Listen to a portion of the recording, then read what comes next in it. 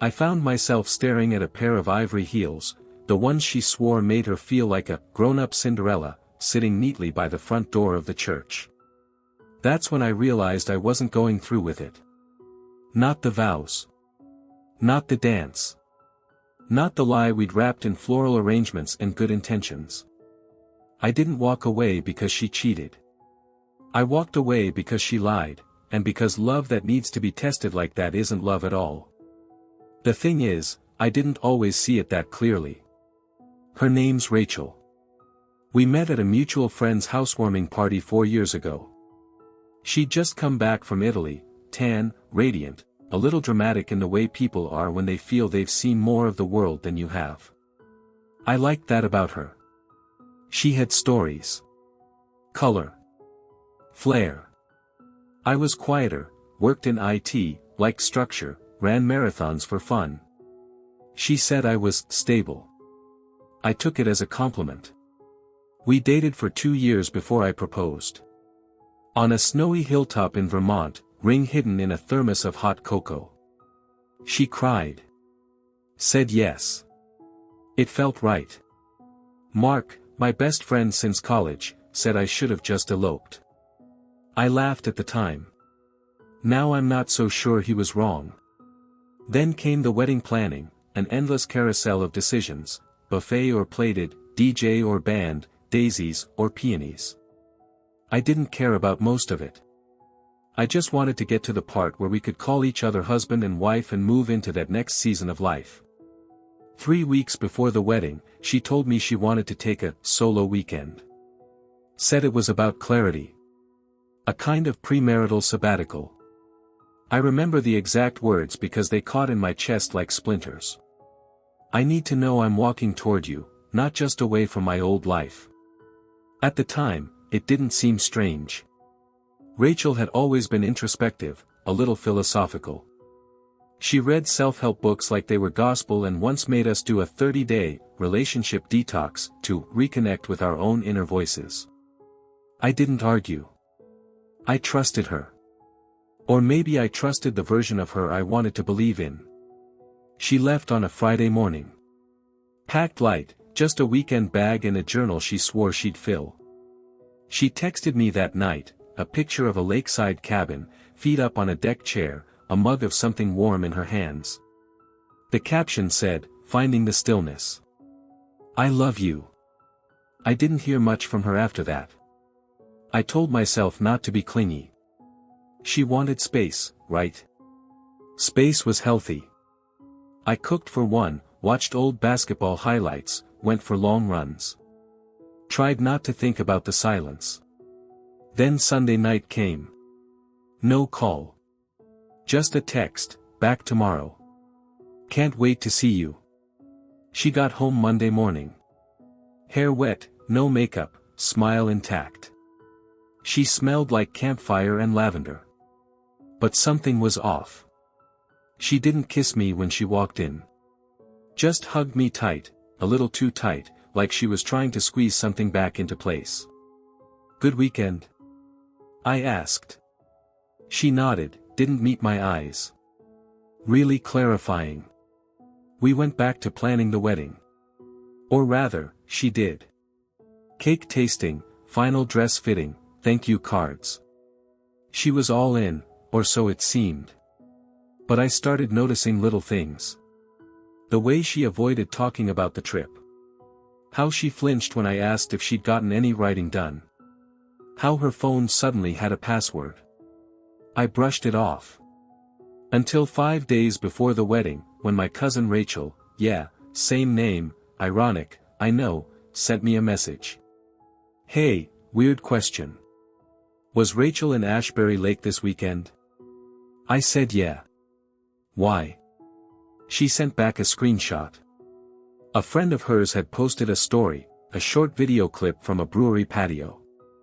Live music. 2 people slow dancing in the background. It was dark, blurry, but clear enough. Rachel. And not alone. The man she was with had his arms around her. Not in a friendly way. Not in a dance with the stranger at the wedding way. No, this was intimate. Familiar. Like they had history. I didn't say anything. Not at first. I saved the video. I sat on it for 2 nights. Stared at her across from me at dinner, wondering what I was looking at. A woman who made me playlists for traffic jams. Who left love notes in my gym bag. Who once cried during a rerun of The Office because Jim finally got it right. Could someone like that really lie to your face for weeks? Or had I just been wrong about what love was supposed to look like? I didn't confront her right away. Because deep down, I already knew. And I was waiting to see if she'd tell me first. But she didn't. Not then. Not ever. I opened the video one more time, low volume, just enough to hear the hum of the crowd, the murmur of a song. They were swaying, not dancing. Her head resting on his chest like she used to do with me during rainstorms. Like safety. Like something earned. And I hated that I still wanted to believe it wasn't her. But it was. That soft smile, the way she pushed her hair behind her ear, the dress I'd seen in her suitcase the morning she left. Every pixel screamed the truth I wasn't ready to speak out loud. So I waited. I wanted her to say it first. Not just for honesty's sake, but because I needed to know she still respected me enough to tell the truth before I laid it at her feet.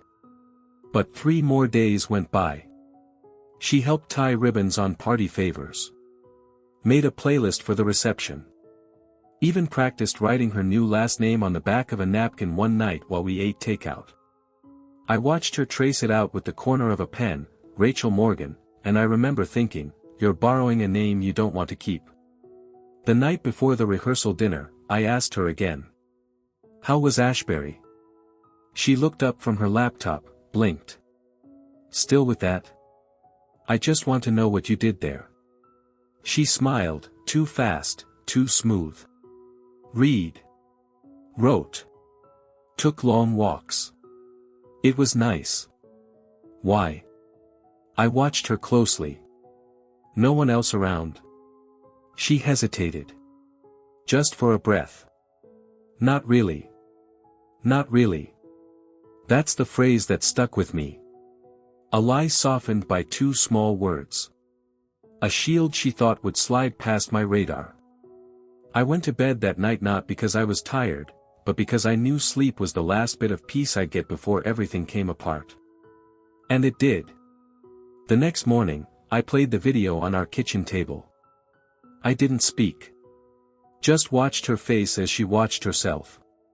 Her expression shifted in degrees, confusion, then recognition, then a small, resigned sort of defeat. She didn't gasp. Didn't cry. Just slowly closed the laptop and looked at me like I'd just caught her stealing a version of our future that didn't belong to her. I didn't sleep with him, she said. That was her defense. Not I didn't lie. Not I'm sorry. Just a line drawn in the sand, like everything short of the worst possible betrayal should earn her a pass. You think that's the part one care about? I asked. She didn't answer. And that was worse than if she'd tried. Because if she had lied with passion, with panic, I might have believed she cared about what we were losing. But she didn't even fight. It wasn't like that, she said quietly. It was a goodbye. To who? To someone I used to be. That sounded rehearsed. A line from a bad romance novel. But maybe that's what we'd become, a fiction she kept editing until I didn't recognize the plot anymore. He's an ex, she added. We met before you. It ended. Badly. I wanted to see if it still hurt. And did it? I asked. She nodded, but it wasn't clear what question she was answering.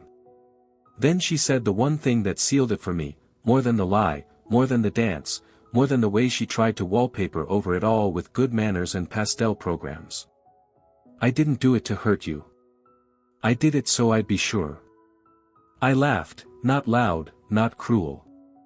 Just a tired, broken kind of sound. She called it clarity, but it felt like cowardice wrapped in philosophy. Because you don't test a bond by stepping out of it, you test it by showing up, even when it's hard. All her talk of self-discovery was just a softer name for running. You needed to cheat to make sure you loved me. Her eyes filled, but she didn't cry. It wasn't cheating. Not technically. Technically, I repeated. You think the only betrayal that counts is the kind that leaves bruises. Because to me, the lie was worse than the touch. It was the hiding. The rewriting. The quiet reframe of who we were without ever saying a word. I stood there a long time, just, still. Like maybe stillness could keep the whole damn thing from collapsing. But it didn't. I loved you, I said. Not a test. Not a placeholder. Not a maybe. Just, you. She closed her eyes. And then I said it. The line that had been waiting in my chest since the second I saw that video. You don't test a home by burning it down, Rachel. She flinched. A little. You said you wanted to know if you were walking toward me, not just away from something else. I picked up the ring box, set it on the table. Well, now you know. And I do too. She looked down at it. Please don't do this. I turned toward the door. Love isn't a question you answer by erasing someone else's worth, I said. It's a promise you make when no one's watching. And you broke that before I ever hit play. I didn't slam the door. Didn't pack a bag. Didn't yell. I just left. Because when the truth finally shows up, you don't need drama. You just need the courage to walk away from someone who thought your heart was a hypothesis. I woke up the next morning in a motel an hour outside of town. Not because I wanted distance, but because I didn't want familiarity. I couldn't bear to see the diner where we used to get pancakes after Sunday hikes, or the bookstore where she once left sticky notes inside novels for me to find. I didn't want any version of us that hadn't yet been tainted by the truth. I'd left my phone off all night. Turned it back on and watched the messages flood in, 37 of them. Friends. Family. My brother. Her maid of honor. One from my dad that just said, proud of you for knowing when not to settle. And then there were hers. A string of texts, all time-stamped just past midnight. Please talk to me. You're blowing up everything we've built over one mistake. You still don't know the full story. I panicked. I just needed space to feel like me again. We're so close, Eric. Please don't throw us away. It was the fifth one that stuck. We're so close. Like proximity to the altar meant we'd earned something. Like the number of deposits paid or how many people had RSVP'd meant more than the foundations we'd cracked in secret. I didn't reply. I wasn't ready to explain that the only thing we were close to was the truth. By noon, I was back in the city, parked outside our apartment. I didn't plan on going in. I just needed to see it once more before I cut the cord. But she was there. Sitting on the front steps in sweatpants and a hoodie, hair pulled back, no makeup. She looked like the version of her I first fell in love with, unguarded, real. But the thing about betrayal is, it rewrites the face you once thought you'd never forget. Now, every line of her expression came with an asterisk. She stood when she saw me. I figured you'd come, she said. I stayed by the car. I just came to get some things. She nodded. I didn't pack anything for you. I thought you might want to decide what's worth taking. We stood there in silence for a moment, two people on opposite sides of a chasm neither one of us had the strength to bridge anymore. Then she said something I wasn't expecting. I didn't go to that cabin to cheat on you. I went because I was scared. Of me? I asked. She shook her head. Of what it means to never doubt again. I didn't understand it then. Not fully. But I knew enough to recognize the shape of someone who mistook uncertainty for self-discovery. She kept talking. He reached out a few weeks before. I didn't seek it out. He found me. Said he'd heard I was engaged. Said he just wanted to say congratulations. She looked at me then, eyes wide and tired. But he didn't mean it. And I knew that. And I still said yes when he asked if I'd meet him there. I leaned against the car. You could have said no, I said. I know. You could have told me. I know. She started to cry, quietly. The kind of crying that doesn't ask for comfort, just spills over when the dam finally breaks. I didn't want to lose you, she whispered. I just wanted to be sure I wasn't losing myself. And maybe she really believed that. But what I knew, standing there, watching a life unravel in slow motion, was this. You don't find yourself by betraying the person who held space for your doubt without judgment. You don't come home to someone just because you realize the other door didn't open all the way. And love? Love isn't a decision you reach after exploring all your options. It's the choice you make when no other option tempts you.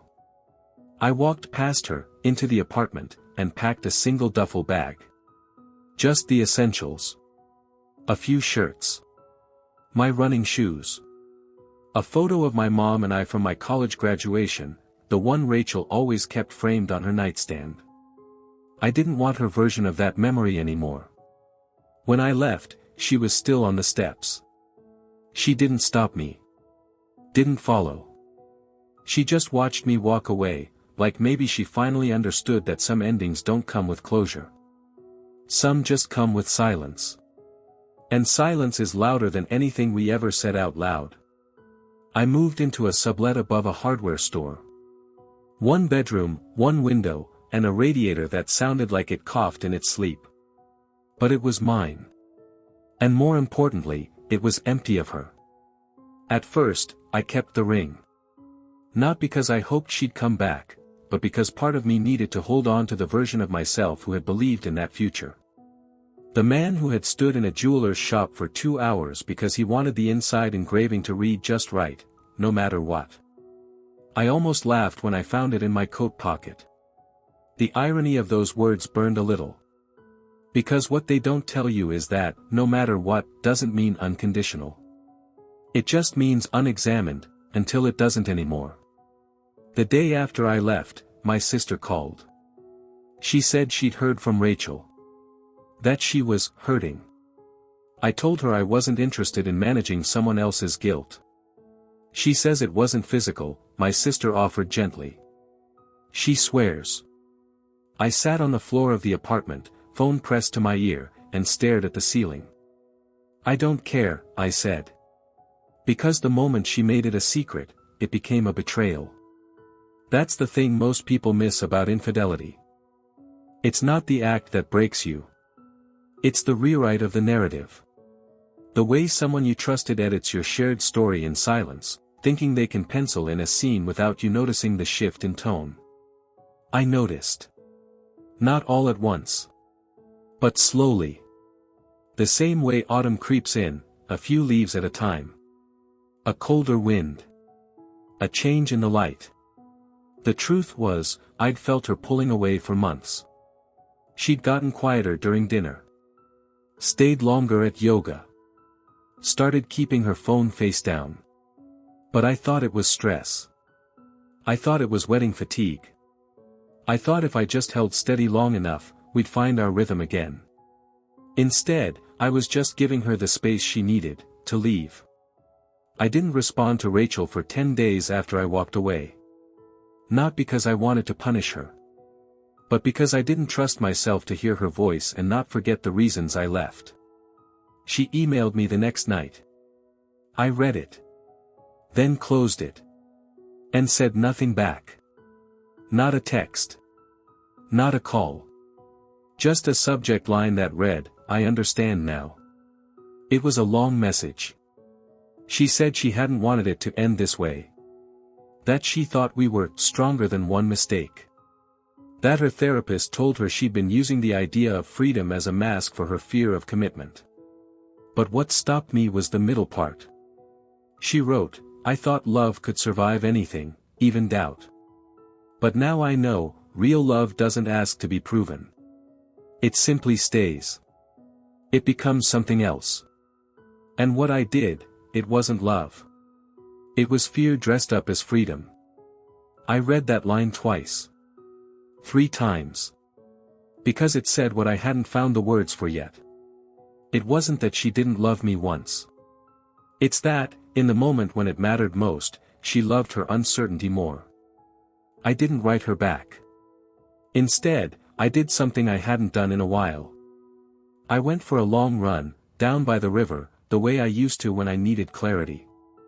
The cold air bit at my lungs, the concrete pounding under my feet felt like penance. And by the time I looped back toward the apartment, I realized I was no longer running away from something.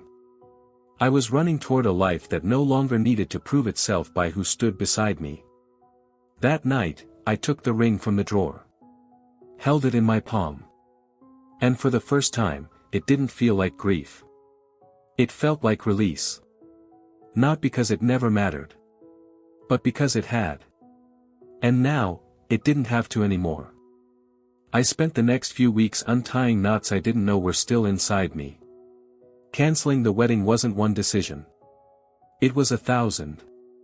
Calling the florist to tell her I wouldn't need the centerpieces she'd hand-selected. Emailing the venue coordinator to let her know the final headcount was 0.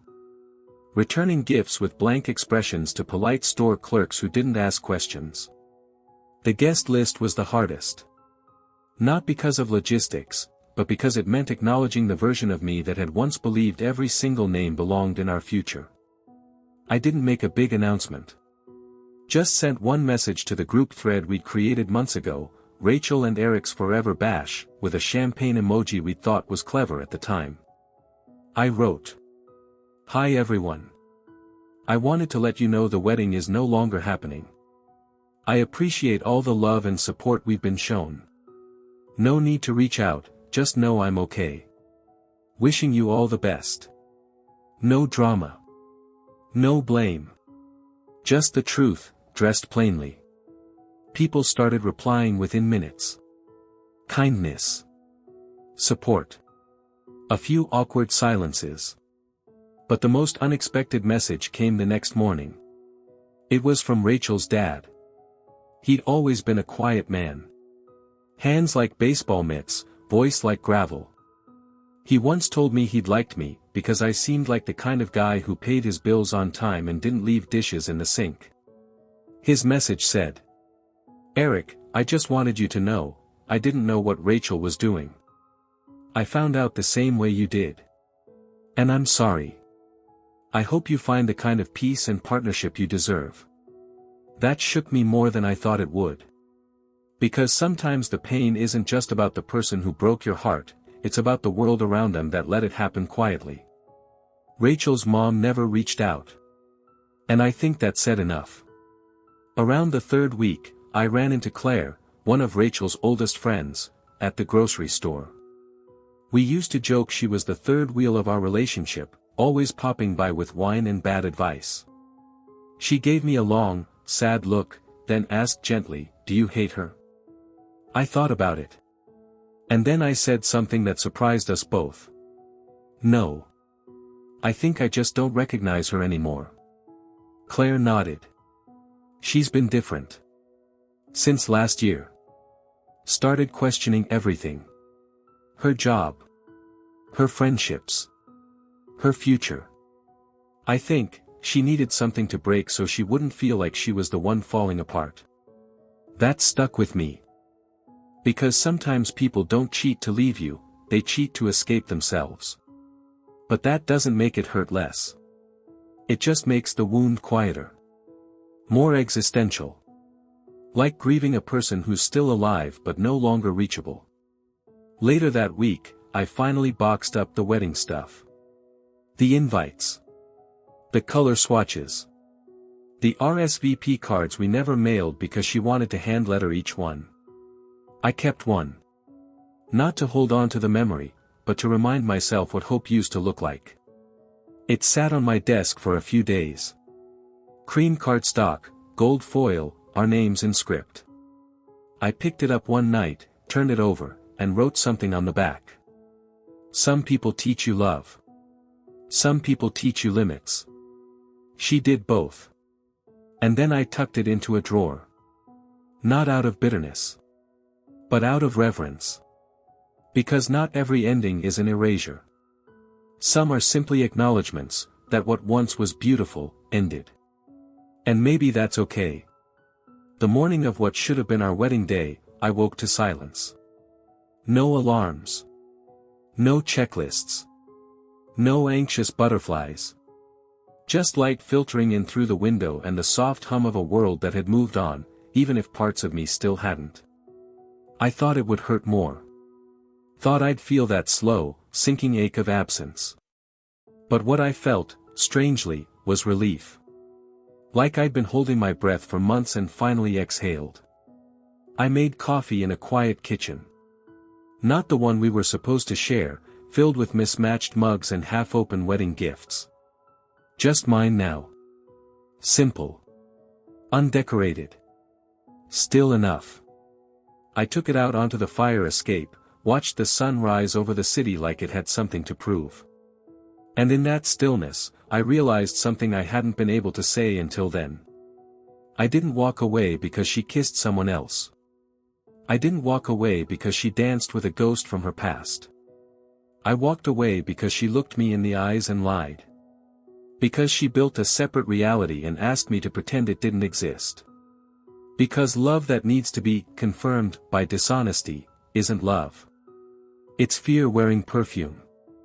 And I was done loving people who were still trying to love themselves. Around noon, my best friend Mark called. He didn't ask how I was. He just said, "Want to get out of town?" I said yes. We drove to the coast. Just us and the open road. Windows down. Music up. No explanations necessary. We didn't talk much that first hour. Just let the wind say what needed saying. Eventually, we stopped at a little diner near the cliffs. The kind with chipped mugs and bad coffee and pancakes the size of manhole covers. Mark finally said, "You could have gone through with it." I nodded. Yeah. And I'd still be wondering what version of her I'd wake up next to tomorrow. He stirred his coffee. "You did the hard thing." I smiled, just a little. Yeah. But maybe the right thing shouldn't feel easy. We sat in that booth for over 2 hours, watching waves crash against the rocks below. And somewhere between sips of coffee and slices of pie, I found a new kind of closure, not the dramatic movie ending kind, but the quiet kind. The kind where you don't need apologies to heal. The kind where you stop needing the last word. The kind where you accept that love isn't just about who stays, it's about who tells the truth when it counts. Rachel never reached out again after the email. And I never sent the ring back. It sits in the back of a drawer, not out of sentiment, but because I believe some things don't need to be destroyed, just left behind with care. Sometimes, I still think about what might have been. The wedding photos. The house. The kids we joked about naming after jazz musicians. But that's all they are now, what-ifs. Not regrets. Not losses. Just quiet reminders of a door I chose not to walk through. And I'm grateful for that. Because walking away wasn't giving up. It was choosing myself. Choosing the kind of love I want next time, honest, unafraid, and never conditional on how much doubt we can survive. And when that love comes, when it's real, steady, and doesn't need a test to prove it's true, I won't flinch. I won't second guess. I'll know. And this time, I'll walk toward it with both feet on the ground. No folder full of proof. No secrets in someone else's pocket. Just me. Ready. Whole. And finally, at peace.